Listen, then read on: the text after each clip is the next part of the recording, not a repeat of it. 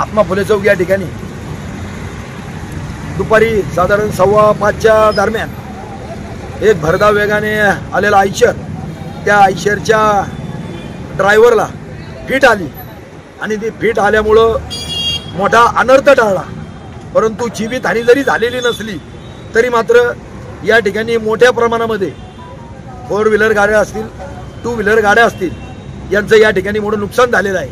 ही घटना घडल्याबरोबर येथील नागरिकांनी माननीय आमदार संग्राम भैया जगताप यांच्याशी संपर्क साधला आणि त्यांच्याशी संपर्क साधल्यानंतर त्यांनी तातडीने दूरध्वनी करून मला असेल आमच्या अविनाश तात्या घुले असतील यांना या ठिकाणी ताबडतोब पाठवलं आणि इथं आल्यानंतर सगळी परिस्थिती पाहिल्यानंतर ही घटना अत्यंत गंभीर अशी घटना या ठिकाणी घडलेली आहे।